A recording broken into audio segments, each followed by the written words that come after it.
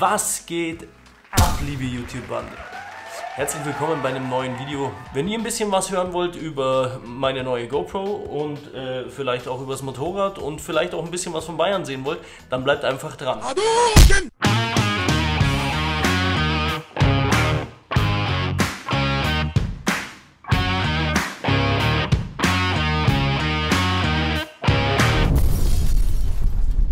Tja, was haben wir darauf gewartet, dass endlich dieser Schnee weggeht und dieser Regen aufhört, also jedenfalls hier in Süddeutschland, und endlich die Sonne rauskommt.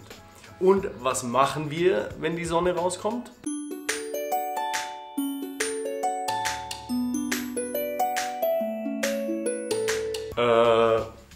Ich muss weg.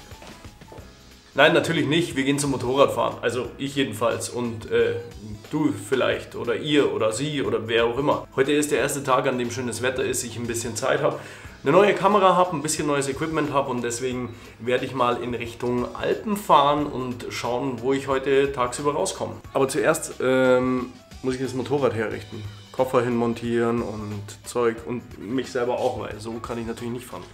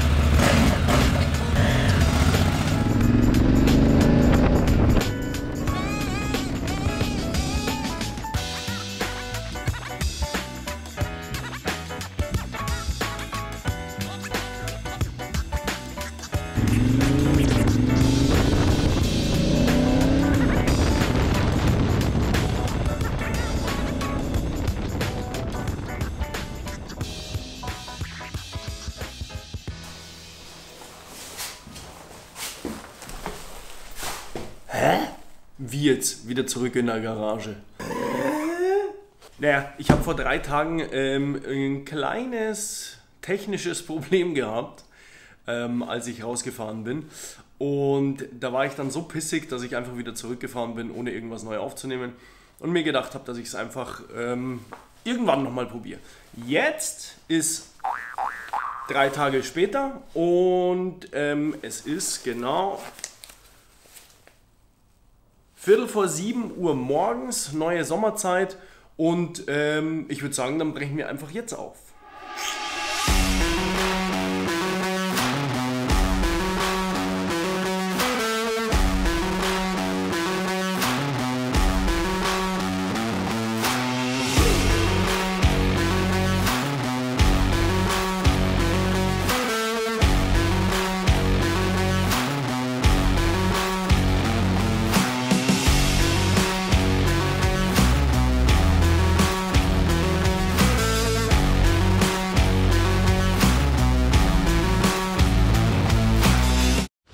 Oh, es ist so kalt.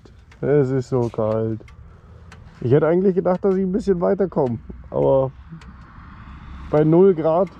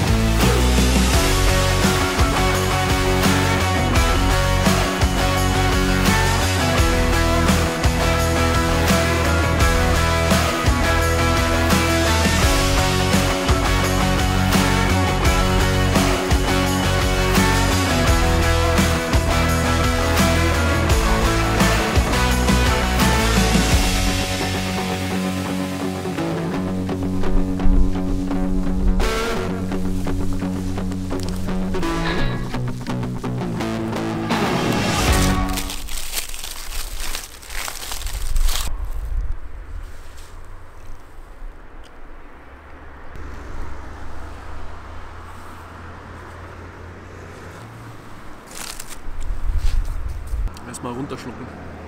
Ich hoffe, ihr könnt mich ein bisschen verstehen, weil hier, Achtung, weil hier im Hintergrund die Straße ist, die Hauptstraße, und da fahren immer ziemlich dicke Dinger vorbei, also Lastwagen und sowas. Wir sind jetzt hier an meinem drittliebsten Tagesausflugsziel in Bayern. Damit beschäftige ich mich sehr viel seit Corona, und wir sind jetzt am wunderschönen Walchensee. Also Walchensee ist für mich persönlich der schönste See, den es überhaupt gibt. Servus. Ich finde es hier mega nett. Hier gibt es ein schönes Sträßchen, das ist so eine Mautstraße zwischendrin. Gefällt mir richtig gut. Da fahre ich jetzt dann lang, so in die Jachenau rüber. Ist eine, in England würde man sagen, Single Road, also einspurig das Ganze, geht ein bisschen eng her. Dafür ist nicht so viel los. Und dann werde ich euch erzählen, warum ich mittlerweile auf einer Afrika-Tour unterwegs bin und nicht mehr auf meiner alten, geliebten NC57X. Bis gleich.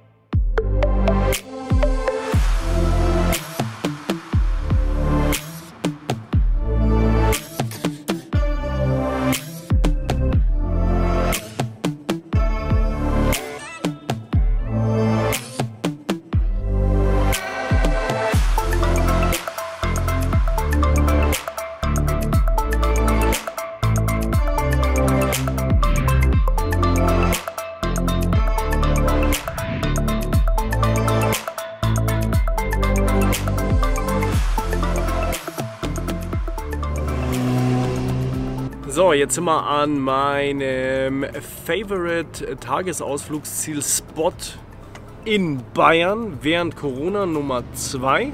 Und zwar der Silvenstein-Speichersee. Das ist der Speichersee, der unsere liebe Isar speist, der Fluss, der durch München geht. Und der ist tatsächlich noch halb zugefroren. Ja, jetzt wollte ich noch mal ein bisschen mit euch drüber quatschen, warum ich denn mich dazu entschieden habe, dass ich meine NC57X hergebe und dass ich sie eintausche oder beziehungsweise dass ich eine Afrika-Twin brauche. Ich habe einfach festgestellt, dass ich die letzten Male, an denen ich unterwegs war, vor allem weiter unterwegs war, vor allem in Montenegro, wie im Video, dass es mir unheimlich Spaß macht, mehr ins Gelände zu fahren. Und versteht mich nicht falsch, die NC57X, das ist meiner Meinung nach wirklich das fast perfekte Motorrad. Es gibt zwei Dinge, die ich an dem Motorrad gebraucht hätte, damit ich sie wahrscheinlich auf ewig gefahren hätte. Und das ist Nummer 1, dass ich sie ein bisschen mehr Offroad-gängiger machen kann. Das heißt, den Reifen, die ich aufziehe, ein bisschen mehr Offroad-gängiger machen und vielleicht noch ein Modell mit Speichenfelgen gibt, das dann auch ein bisschen höher liegt als das Standardmodell, sodass man ein bisschen mehr Federwege hat. Aber insgesamt ist es ein super klasse Motorrad gewesen. Ja, warum habe ich jetzt mich dafür entschieden, dass ich sie doch hergebe und gegen die Afrika Twin eintausche? Naja, eben wegen dem Grund. Die Afrika Twin, die fährst du überall hin. Das ist zwar ein riesen fettes Schiff, das du auch erstmal, wenn du in eine Sackgasse reinkommst, wenden und umdrehen musst. Nichtsdestotrotz ist es so, dass es ein tolles Reisemotorrad ist. Also du kannst es erstens gut hernehmen, um lange Strecke zu machen, und du kannst es zweitens natürlich auch hernehmen, um ein bisschen ins Outback, ins Gelände reinzukommen. Und es ist natürlich ein ganz fantastisches Motorrad im Gelände. Da habe ich leider bis jetzt noch keine Erfahrung, weil Corona es nicht möglich gemacht hat, dass ich mal einen Abstecher in den Balkan mache, wo man ja noch einigermaßen Gelände fahren kann. Hier in Deutschland, Österreich gibt es halt einfach so gut wie keine Straßen mehr, außer Wettbewerbsstraßen. Aber öffentliche Straßen, die nicht asphaltiert sind, wo du einen schönen Schotter hast, die gibt es eigentlich hier nicht mehr. Leider bin ich aber wegen Corona noch nicht dazugekommen, dass ich das ganze Pferdchen hier mal ein bisschen mehr ins Gelände reinbringe. 1000 Kilometer habe ich jetzt ungefähr runter. Ich muss diese Woche noch zum Service. Was ich bis jetzt über das Motorrad sagen kann, es ist deutlich schwerer, das Teil im Stand zu manövrieren, als es bei der NC war. Die NC war auch fett und schwer, die hat auch 230 Kilo mit dem DCT-Getriebe gehabt, aber die hier liegt nochmal 10 Kilo drauf und ist echt im Gelände zu manövrieren, also händisch zu manövrieren ist schwierig. Ich sag's wie es ist richtig schwierig. Vor allem, wenn dann noch ein Gefälle dazu kommt, dann braucht man eigentlich mit der Motorradjacke gar nicht anfangen, weil es dann genau 10 Sekunden dauert, bis man komplett nass geschwitzt ist. Aber wenn sie mal fährt, dann ist es wirklich ein Traum. Wenn sie mal fährt, ist es schön. Das ist, die Straßen, die ich heute gefahren bin, wahnsinnig geil zu fahren. Sie liegt schön auf der Straße, tiefer Schwerpunkt, man kann toll in die Kurven, sie fällt fast von selbst in die Kurven rein, man muss nicht drücken, man braucht keine Gewalt. Ich habe sie wieder mit dem DCT genommen, deswegen ist es auch eine Honda und keine BMW geworden, weil ich einfach so krass begeistert von diesem DCT bin. Und alle, ich weiß, ihr habt alle Vorbehalte und ich war genauso, ich habe auch immer gesagt, oh, ich muss selber schalten, ich will selber kuppeln und was ist denn Motorradfahren, ohne selber schalten zu können? Ja, das hast du nicht mehr. Also du hast es nicht mehr, dass du mit dem Fuß schaltest und dass du kuppelst. Aber du kannst trotzdem noch selber schalten. Und diese Kippschalter per Hand macht auch irrsinnig Spaß. Also das ist richtig geil. In der Kurve, du hast ein ruckelfreies Schalten, ein kraftfreies Schalten. Das heißt, du hast kein Hinterradstempeln, dir rutscht der Hinterreifen nicht so leicht weg. Du kannst dich mehr aufs Fahren konzentrieren als aufs Schalten. Wenn du willst, kannst du jederzeit händisch eingreifen und kannst noch verschiedene Modis wählen, je nachdem, wie gerade deine Stimmung ist. Also ich persönlich, ich bin die NC57X jetzt gute zweieinhalb Jahre auch mit dem DCT gefahren und da hat es mich schon komplett umgehauen, das DCT.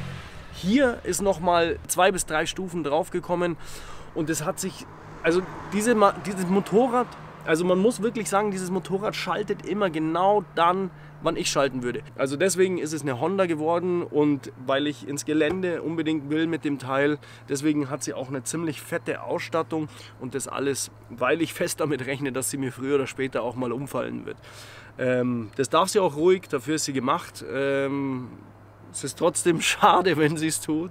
Ja, und ansonsten werde ich mich jetzt zurücklehnen, eine Zigarre rauchen und ja, servus. Grüß euch. Ich stehe eigentlich im Weg? Das ist recht.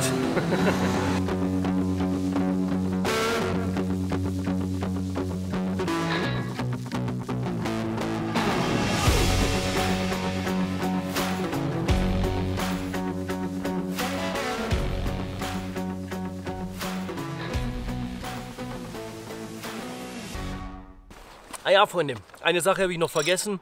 Wenn euch das Video gefallen hat, dann bleibt einfach dabei. Abonniert meinen Kanal in my room. Mein Name ist Chris, das war's für dieses Mal. Haut auf den Like-Button drauf. Bis zum nächsten Mal. Ciao.